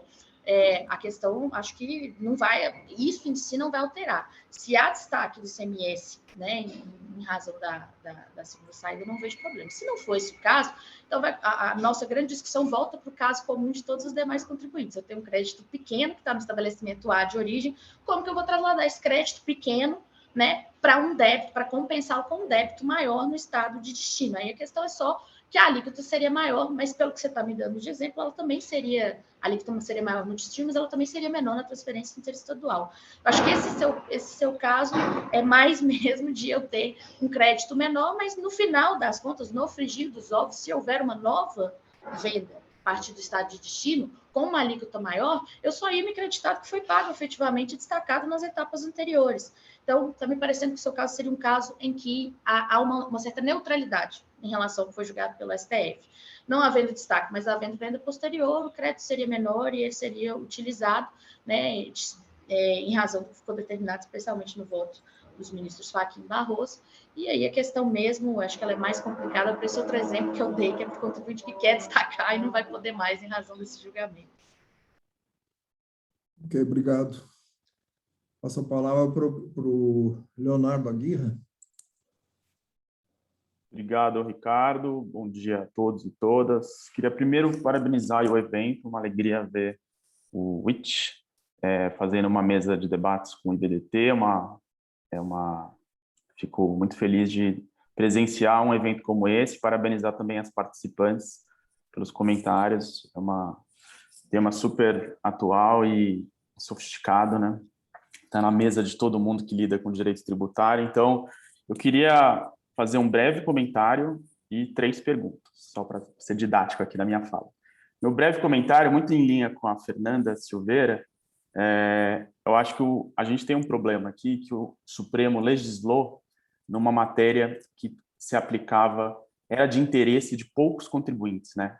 O Supremo criou uma regra geral que a aplicabilidade era para algumas empresas que particularmente tinham interesse nesse assunto, né? O Brasil, de uma maneira geral, não queria essa situação, não queria deixar de pagar e perder o crédito, né? Em geral, as empresas continuavam, mesmo sabendo que existia a tese, essa tese desde lá da súmula 166, não é uma coisa nova, né? As empresas não queriam justamente discutir essa tese para não perder o crédito. Aí o Supremo vai lá e legisla, cria uma regra geral que tem uma particularidade, uma aplicabilidade muito curta, né? Então ele vai lá e faz com que um grande número de empresas, né, um grande contingente de empresas, tem que se submeter a uma regra que tem interesse de um grupinho muito pequeno, né? Então esse é um grande problema, né? Legislar sobre essa matéria. E como legislar num cenário em que você tem uma série de legislações que não se conversam e que agora elas também têm um problema de lei no tempo, né, de como aplicar essa decisão, aplica imediatamente, tem que ter uma mudança legislativa. E aí, a partir desse meu comentário, eu faço a minha primeira pergunta. Minha primeira pergunta é, na opinião aí da mesa, seria possível criar uma espécie de regime optativo? Por que esse regime optativo? Porque o cenário anterior, embora juridicamente equivocado, era bom. Era bom. Como disse a Fernanda, quem tem esse problema entra com a ação e ganha. Quem não tem, fica com o cenário ruim. É ruim, mas é bom. É uma coisa assim meio binária, aqui, bipolar aqui, né? Eu fico quietinho na minha, fico pagando meu tributo, tomo meu crédito, o Estado não reclama, a empresa está feliz. Esse era um cenário bom. Por que a gente não cria um regime optativo para ficar no cenário bom? Né? E aí a pergunta que eu faço, tecnicamente, eu preciso de lei complementar para criar esse regime optativo? Lembrando que nós temos hoje na legislação de São Paulo, por exemplo, o ROT, né, um regime optativo de tributação de ICMS-ST. Foi criado por lei ordinária. Preciso de lei complementar? Acho que a Mara tinha feito um comentário no sentido de, olha, precisa de lei complementar para disciplinar. Eu concordo com a Mara. Mas se a gente pensar nesse contexto que eu estou falando, de que o bom é ruim, o ruim é bom, enfim, essa história do regime optativo, precisa de lei complementar para isso? Minha primeira pergunta. Segunda pergunta que eu tenho. Nós temos a ADC, que foi ajuizada à luz da legislação do Rio Grande do Norte, que também afetou a Lei Candir. Então, a inconstitucionalidade é do artigo 11, né, lá da Lei Candir. Mas, anteriormente, nós já tínhamos o julgamento do Supremo transitado e julgado há exatamente um ano, transitou em julgado no dia 14 de outubro, com eficácia, né, de repercussão geral, aplicando ali todos os processos em curso. Acho que a Fernanda também tinha feito comentário nesse sentido, né? Repercussão geral afeta processo em curso, pelo 927 do CPC, e a DC afeta a administração também, né? Processo em curso e administração pelo o artigo 28 da 9868. Então, a DC afeta mais, digamos assim, né? Afeta a administração também. Então, a pergunta que eu faço é, os outros estados vão ser afetados pela DC 49, né? Porque, aparentemente, o limite, o escopo da DC 49, ela atacava a Lei Rio Grande do Norte e Lei Candir. E, especificamente, em matéria de ADC, não se fixa uma tese, né? Diferentemente da repercussão geral, que tem uma tese que afeta todos os processos, a ADC não tem tese. Tá? A pergunta que eu faço é, qual é o efeito vinculativo dessa ADC 49, levando em consideração que a legislação dos outros 26 entes federativos não foi afetado por isso. Aí você poderia dizer, não, mas foi afetado indiretamente porque a Lei Candir foi declarada inconstitucional, afetou o sistema como um todo, né? Então, essa é a minha segunda pergunta. Eu, contribuinte no Estado de São Paulo, sou afetado imediatamente pelo julgamento da ADC, considerando essas particularidades que eu coloquei? Essa é a minha segunda pergunta. Agora, a terceira e última, para acabar, para não cansá-los, eu estou muito preocupado com a relação entre o julgamento do tema 1099 e essa ADC. Por quê? Vamos pensar num contribuinte que entrou com a ação depois do julgamento de mérito da DC 49. Então, acho que a DC 49 foi julgada em abril, digamos que o contribuinte entrou em maio. Situação concreta. Agora vem o Barroso e fala que quem não tinha ação na data do julgamento de mérito, meu contribuinte, ele entrou em maio, um mês depois do julgamento de mérito. Ele não tem o direito. Não tem o direito porque ele está fora da modulação. Mas esse contribuinte ele tem que ser afetado pelo tema 1099, porque a repercussão geral se aplica indistintamente, sem qualquer tipo de modulação. Então, esse contribuinte tem que ganhar ou tem que perder? Vocês, julgadoras aí, quando vocês forem receber, hipoteticamente, uma ação nesses termos, dariam provimento ou improvimento para essa ação? Obrigado, Ricardo, pelo espaço. Vamos começar por essa última questão, já que ele submeteu a douta banca ou a douto tribunal, vamos tomar o voto das 4. E vamos ver se nós conseguimos uma decisão unânime.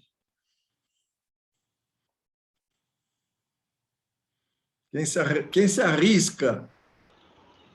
Posso começar, né? Até várias perguntas muito provocativas, Leonardo, mas vou me ater a 3, como pedido aí para o professor Ricardo. A modulação da DC 49 me parece que tem efeitos práticos em relação à ADC 49. Né? Isso quer dizer, muito provavelmente, que quem ingressou com a ação, especialmente antes de eventual julgamento de mérito, tem, assim, direito resguardado a manter a sistemática anterior. Mas a verdade é que quem entrou com a ação para conseguir o que o STF já tinha decidido antes e o que está sendo reiterado pela DC 49. Então, eu acho que uma das grandes questões dessa modulação que está sendo proposta agora é deixar claro que ficam resguardadas as operações anteriores de forma absolutamente inconstitucional, com a incidência do ICMS em situações que não deveriam ser, para aqueles que não quiseram entrar com ação. Acho que nós estamos numa situação muito peculiar em que essa modulação serve mais para resguardar o meu direito de não requerer um direito no judiciário e ter segurança em relação a isso, pelo menos até 2021, do que propriamente para resguardar aqueles que entraram. Pelo menos a meu ver, né, se o contribuinte entrou depois, o julgamento foi publicado em maio, se ele entrou depois da DC 49, ele ainda vai fazer jus, sim, né, tanto a esse direito antes de 2022, quanto também a repetição. Mas, claro, aqui é a minha opinião. A gente sabe que o que o STF vai decidir e o que vai ser definido em uma eventual discussão sobre o tema é outra questão, e pode ser que isso ainda venha a ser discutido, que os tribunais de justiça, aí, que são vários, tendam a divergir em relação aos efeitos dessa modulação. Então, eu julgaria, sim, mas não consigo te dizer se é essa a decisão, e infelizmente com esse julgamento nós vamos ter várias questões que vão vir e que a gente não sabe como vão ser definidas, nem mesmo pelo próprio STF. Então, realmente a gente está aí numa situação muito complicada, num sinuca de bico, mas, enfim, eu votaria sim, esse contribuinte está resguardado, sim, entrou com ação, mesmo no interregno aí entre publicação e julgamento dos EDs. Eu seguiria a relatora, a Fernanda. Eu também, eu ia dizer que eu ia acompanhar a relatoria e dizer que o Supremo deve ter conversado com o Leonardo antes, porque no fundo, eu acho que o que o Supremo fez foi exatamente como a Fernanda disse, ter estabelecido que a opção era legítima, né, por parte do contribuinte, e que se ele não fez aquela opção naquele momento, conhecedor da jurisprudência pacífica com relação àquele direito, então se mantém aquilo que foi feito até então. Então, no fundo, a gente está discutindo se precisa de lei, e o Supremo disse que só precisa do Supremo para criar a opção, tá? Então, o Supremo disse que se o Supremo disse que pode optar, pode optar. E aí, uma questão, só fazendo um pequeno comentário sobre o que o Leonardo disse, é que a legislação estadual, ela pode talvez até ser criada, mas o problema é que para o outro ente da federação respeitar o direito de crédito na forma como esse Estado vai dar, eu vou precisar de uma legislação de amplitude nacional, porque a gente está falando de um tributo, né, que tem repercussão aí em todos os estados. Mas acompanho a Fernanda aí, olha aqui, esse Supremo é um Supremo que não vota como ilhas, né? Então, acompanho aí o mérito da Fernanda. Eu também vou acompanhar, inclusive, com o que a Marta falou, e já, vamos dizer assim, dando um gancho para responder as tuas outras duas perguntas, eu acho que, efetivamente, um regime optativo seria de bom tom ser estabelecido, mas tenho muitas dúvidas se esse regime poderia ser estabelecido via legislação interna dos estados, porque eu tenho realmente o problema das legislações dos demais estados para reconhecer. Então, eu teria casos em que os estados de destino, aí no caso, iriam questionar justamente quando eu fiz a opção por tributar, se eles não tivessem uma legislação no mesmo sentido. Por outro lado, eu não sei se esta matéria especificamente afeta ao CONFAS. Eu entendo que existe uma certa, vamos dizer assim, discussão aí. Poderia ser questionado se isso poderia ser feito através de esse regime optativo, vamos dizer assim, poderia ser estabelecido pelo CONFAS. Eu entendo que a segurança seria de todo mais seguro se se estabelecesse essa hipótese de opção pela lei complementar. E aí o CONFAS poderia ter subsídios de modular essa situação, dando aos entes esta possibilidade de, pela legislação interna, adotarem um ou outro sistema e cumprirem, então, essa sistemática. Eu vejo uma situação difícil de regular isso só pelo CONFAS, porque existiriam estados que teriam essa, poderia, e até porque a legislação do CONFAS, vamos dizer assim, pelo que até vem decidindo o Supremo, ela só se torna, legislação não, né, o que decide o CONFAS, os convênios aí no caso, só se tornam internalizados para os estados que firmaram esse convênio através de uma legislação interna que assim os introduzem. Então, nós teríamos, inclusive, esse problema, né? Veja que a situação não é fácil de ser resolvida. O Supremo acha que é só dizer o seguinte, olha, tem direito a transferir o crédito, que está tudo resolvido. Se eles soubessem, se eles saíssem, cada um dos ministros saíssem da posição deles e viesse para a vida real e visse quantas obrigações acessórias o contribuinte tem que cumprir, como é difícil você estabelecer, vamos dizer assim, esse cumprimento da legislação, seria talvez mais simples e mais fácil que quando eles decidissem, eles não decidissem dessa maneira tão utópica, né, tão bonita, diz assim, não, você tem direito, você faz o que você quiser e tudo bem, né? Então, essa a minha opinião, pelo menos, que eu acho que é difícil, que precisaria de uma lei complementar. E outra, quanto à pergunta se essa ADC efetivamente se aplica só a este caso, a partir do momento que o que estava sendo discutido era a constitucionalidade de uma determinada lei do Rio Grande do Norte em face da Constituição e em face da lei complementar, e tendo a experiência que eu tenho, por exemplo, em tribunais administrativos, onde existe uma súmula vinculante e, mesmo assim, não há cumprimento dessa súmula vinculante, pelo contrário, o que os regulamentos internos, legislações internas administrativas admitem é que só quando essa inconstitucionalidade passe a valer, só quando o Senado retirar esta lei inconstitucional do mundo jurídico, e aí nós temos ainda por cima uma declaração que não é de inconstitucionalidade, né, mas é parcialmente de inconstitucionalidade, inconformidade com a Constituição, então fica ainda mais difícil eu poder dizer que embora eu particularmente acho que se você for ler o sistema jurídico que nós temos de precedentes e etc., esta ADC, inclusive, pelo fato de ser erga omnes os efeitos, né, deveria ter aplicação imediata e deveria, vamos dizer assim, afetar as legislações estaduais, né? Mas eu acho que isso é mais um problema que vai ser levantado pelos estados, dizendo que eles não vão ter que cumprir essa legislação, porque foi em relação àquela específica declaração, aquela específica lei, né? Até por e poderia não ser esta situação, até porque, por exemplo, São Paulo lançou uma consulta, né? Eu não me lembro o número dessa consulta, mas na vigência ainda do julgamento dessa ADC, dizendo o seguinte, olha, enquanto não forem julgados os embargos de declaração, tudo continua como dantes, os créditos, as transferências são tributadas e eu não vou aplicar o que está sendo, nem o mérito dessa decisão eu vou aplicar, né? Então, olha, é um pupurri de possibilidades, segundo... Vai de quem quiser usar a norma, entendeu? Essa é a minha opinião. Infelizmente, não temos segurança jurídica nenhuma. Eu queria fazer algumas considerações a respeito dessas, tanto das questões colocadas pelo Leonardo, quanto das ponderações que a Mara nos traz.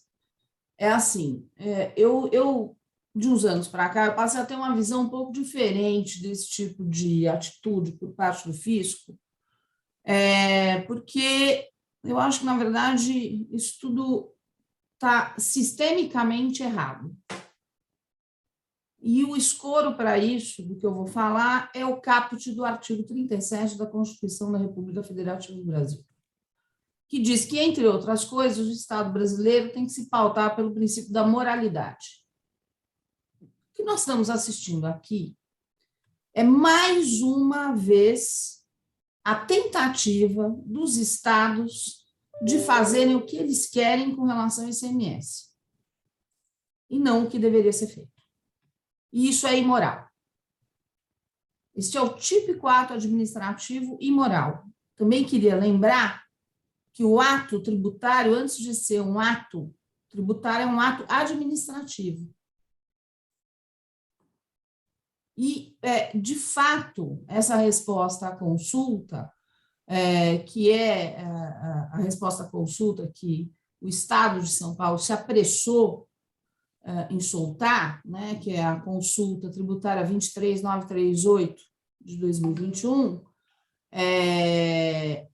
o fisco paulista, mantendo uma linha que já é conhecida, assim como outros estados fazem também, manifesta entendimento de que enquanto não for proferida a decisão dos embargos,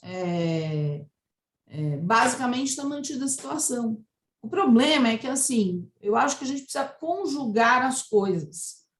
E eu acho que a conjugação das coisas tem que ser em favor dos contribuintes e não em favor do fisco, porque o fisco, ao reiterar esse tipo de comportamento, ele está afrontando, como, aliás, só ia acontecer na história do fisco brasileiro, ele está atentando contra a moralidade dos atos administrativos.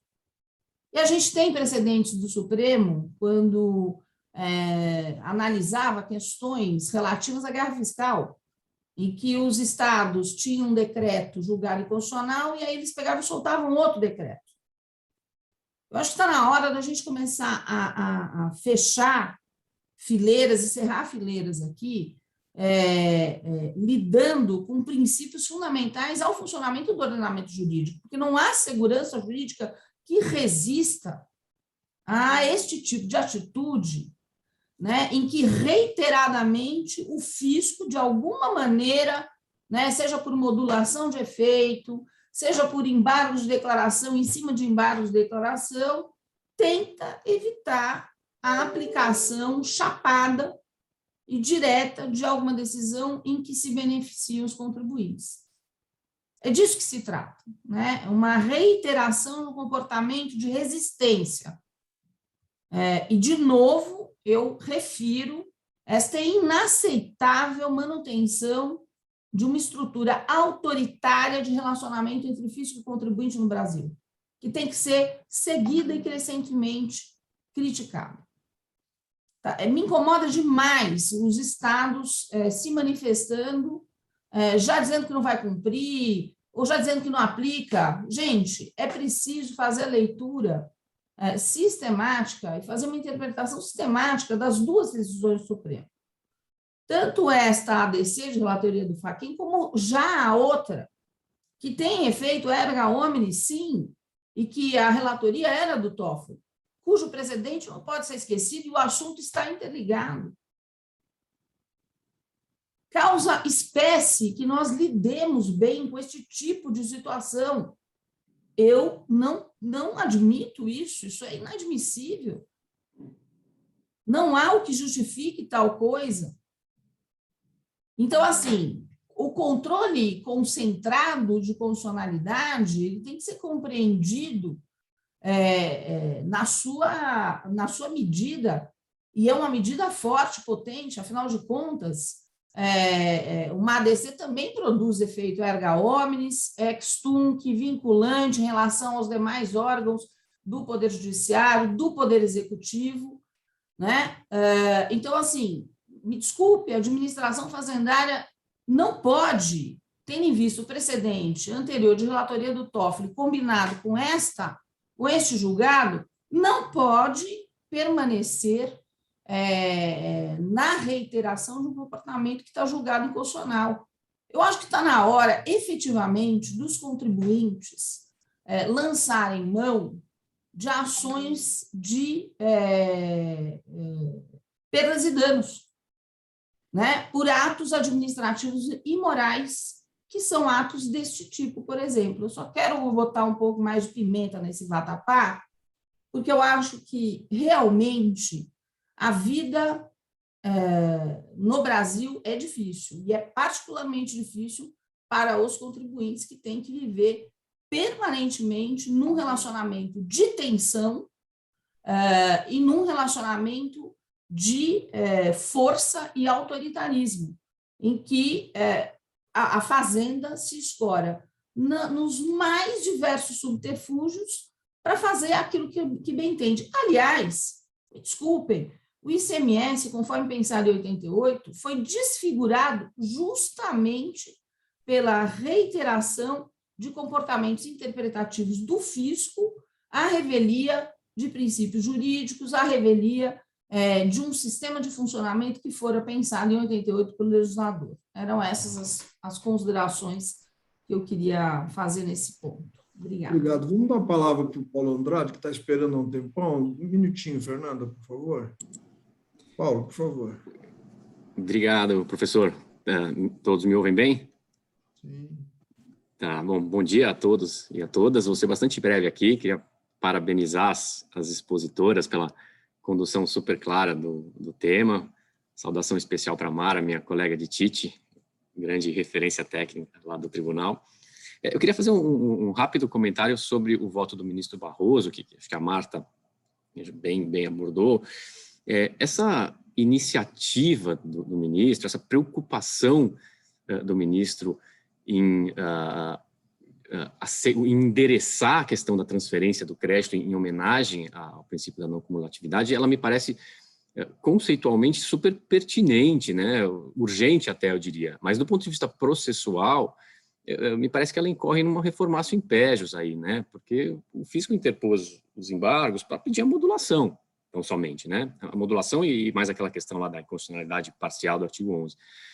E o ministro Barroso encartou o assunto da transferência do crédito no capítulo da modulação como se fossem temas, né, uma decorrência do outro. Na verdade, são temas, me parece, absolutamente autônomos e distintos, né? A questão da transferência do crédito se coloca com ou sem modulação, havendo ou não modulação, né? Então, fica aí a impressão de que o Estado foi buscar lã e está voltando tosquiado desses embargos, e eu acho que, imagino que isso possa sensibilizar, né?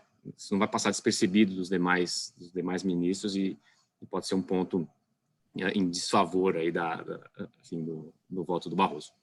É isso aí. Obrigado. Obrigado, Paulo. Antes de passar a palavra, Fernanda, em face da manifestação da Raquel, que falou em moralidade, eu fiquei pensando aqui, viu, Raquel, enquanto estava falando, o que falaria Geraldo Ataliba se fosse vivo hoje, né? Porque o Geraldo não tinha papa na língua, né? Ele atacava o que ele tinha que atacar e geralmente ele era uma pessoa um pouco ríspida, de uma cultura extraordinária, mas assim num trato direto um pouco ríspido. Ele não tinha papas na língua, né? Ele usava termos muito severos, para falar o mínimo. Eu me lembro de um artigo que ele escreveu sobre meios selvagens de arrecadação e de gestão do direito tributário. Nós estamos vivendo numa selva, não? Você está protestando contra os estados que não respeitam a ordem constitucional, mas o próprio Supremo não está respeitando, né? De forma que, hoje, essas manifestações que vocês estão trazendo aqui são um exemplo muito claro disso. Isso me fez pensar no Geraldo Ataliba. Imagino o que ele falaria hoje a esse respeito, né? Sem falar em outros grandes tributaristas do tempo dele, né? Mas, Fernanda Silveira, você tinha pedido a palavra e baixou a mão? Sim. Serei bem breve, professor Ricardo. Acho que o comentário do Paulo se encaixa, né, com o que foi trazido antes nas questões. A ADC foi um tiro no pé. Acho que o Rio Grande do Norte foi na esperança de que eles iam conseguir ganhar o tema, deu um tiro no pé e acabou atrapalhando todos os outros estados, né? Aquele infeliz vai discutir uma coisa que devia ter deixado quieto, cada um usando do jeito que quisesse, com decisões isoladas e não decisões de efeito amplo. E realmente, à medida que a DC declara a inconstitucionalidade dos artigos da Lei Candir, perde-se o sustentáculo de todas as demais normas internas. Por isso, dizer que deveria haver uma mudança de norma interna não faz sentido. Ela já é automaticamente inconstitucional em razão do seu sustentáculo indevido em norma julgada inconstitucional por lei complementar. E quanto ao regime optativo, há discussões no Concefaz de proposição de um regime optativo. É importante pontuar, e até dando aí mais repercussão para o comentário que o Bruno fez no chat, que o STF tem dado decisões em que ele admite determinadas flexibilizações em regimes optativos. O Bruno citou CPRB, posso citar também lucro presumido, né? A receita bruta é uma coisa, para PiscoFins é outra para regimes optativos de imposto de renda ou para regimes optativos, né, de contribuição previdenciária patronal. Então, há uma certa tolerância. Acho que o principal é quem que vai propor, de onde vai partir. E aí a gente precisa lembrar que o judiciário só se manifesta se for provocado. Então, vamos supor um cenário maravilhoso em que os estados dão a mão, fazem uma norma no Concefaz e todos dizem, vamos aceitar que se destaque, que se mantenha aí uma norma inconstitucional, apesar da declaração do STF, em razão de um regime optativo que vai ser dado aos contribuintes. Se isso fosse respeitado, certamente o tema não poderia não ser judicializado, não chegaria ao STF, poderia chegar ao STF dizer que a palavra seria do STJ, então a gente poderia ter cenários até diferentes em relação a quem tem a palavra final, mas acho muito difícil que isso aconteça, porque na prática eles podem chegar lá, fazer um aperto de mãos, mas a gente certamente verá autos de infrações individuais em contribuintes que façam jus a um desses regimes, quando um Estado se sentir prejudicado. Mas acho que o principal a colocar é que foi tanto um tiro no pé que para muitos estados, mesmo os estados menos desenvolvidos, eles perdem uma carta na manga gigantesca, que são os benefícios fiscais com subvenção de investimento, em razão desse julgado. Por isso não é de se esperar que não possa haver um acordão como esse que eu estou colocando aqui, para tentar manter aí, né, a rigidez de vários programas que foram dados, que inclusive foram referendados após o julgamento da STF, e há discussão para sua prorrogação, e eu destaco os comerciais, as empresas comerciais hoje estão em discussão muito grande de prorrogação dos benefícios estaduais dados, especialmente esses de subvenção de investimento com centros de distribuição. Então, eu acho que a novela está longe de acabar, não sabemos quem vai dar a palavra final, vários problemas vão surgir, e fato é que realmente a decisão do STF, do jeito em que foi dada, não trouxe benefícios para nenhuma das partes de forma muito clara, e acho que todos os estados hoje têm vontade de pegar uma arma e dar um tiro em quem lá no Rio Grande do Norte resolveu entrar com essa ação, porque realmente foi um belo de um tiro no pé para esses estados de forma geral. Pessoal, lamentavelmente o relógio não para e ele chegou ao nosso limite de tempo. Eu queria manifestar novamente a alegria do Instituto Brasileiro de Direito Tributário por esse encontro com a Women in Tax, convidá-las para novos encontros. Bruno Feinstein, que é o nosso elemento de ligação, tem sido elemento de ligação com vocês. Vamos manter esse sistema. Quando vocês tiverem alguma coisa nova, alguma proposta nova, nós estaremos abertos. Por favor, façam o contato através do Bruno, que certamente ele vai nos trazer. E agradeço a excelente participação de todos. Infelizmente, nós saímos aqui com muitas dúvidas, porque não há como, nessa matéria, nós esclarecermos, né? Esse é um dos bons exemplos da insegurança jurídica que vige no país, desse mal que atinge o Brasil de uma maneira tão terrível. Todo mundo fala, mas ninguém faz nada para resolver. Pelo contrário, cada um dá seu pitaco novo para aumentar a insegurança. Quem pode fazer isso, né? Estou me referindo, portanto, aos poderes públicos. Então, meus amigos e amigas, boa tarde, bom dia ainda, e nos vemos numa próxima oportunidade. Não sei se alguma de vocês quatro querem falar alguma coisa, por favor. Só queria agradecer aí a participação, o convite e parabenizar o Instituto e o IT pela iniciativa, mais uma vez. Obrigada, gente. Bom dia a todos. Ricardo, se me permite, queria fazer uma saudação às minhas companheiras de painel. Foi um prazer dividir esse tema com a Fernanda, com a Marta e com a Mara, que comprovam aí o valor e a competência das mulheres tributaristas. Como eu disse, eu não tenho nada contra os homens, mas eu tenho tudo a favor das mulheres. Uma ótima semana em continuação para todas e todos. E foi um prazer estar aqui contigo, Ricardo. Estava com saudades, fazia muito tempo que não nos encontrávamos. Pois Saudações ao EBDT. Ô, Raquel, eu também não tenho nada contra mulheres, pelo contrário, eu as prefiro, viu? E eu quero, a Marta pode falar melhor do que eu, mas você, se observar a quantidade de trabalhos que são publicados pelo IBDT de autoria de mulheres, inclusive na série Doutrina Tributária, onde nós temos teses de doutoramento na USP ou dissertações de mestrado na USP, vão verificar que as mulheres estão, sim, em altíssimo nível nas carreiras acadêmicas e, portanto, como foi falado várias vezes aqui, estão tendo oportunidades cada vez maiores. Sabe, quando eu comecei a estudar direito tributário, há 60 anos atrás exatamente, foi em 1960. Olha, é mais tempo do que eu, hein? Eu sou mais nova. 1961, como me disse o Hamilton Dias de Souza uma vez, nós conhecíamos o nome de todos os tributaristas. Na época eram todos homens, realmente, mas eram 5 ou 6, sabe? E, de modo que hoje nós somos um universo muito grande, independentemente de gênero, se dedicando ao direito tributário. Pena que no Supremo não existam tributaristas, não? E lá no STJ, lá no STJ tenhamos, o que me recordo agora, apenas uma tributarista de estirpe, de origem, né? Mas tudo bem. Aliás, não temos tributaristas no Supremo, só temos 2 mulheres, né, Ricardo? Está errado. Tem que melhorar isso também. Mas a gente chega lá, para isso que o WIT existe, não é?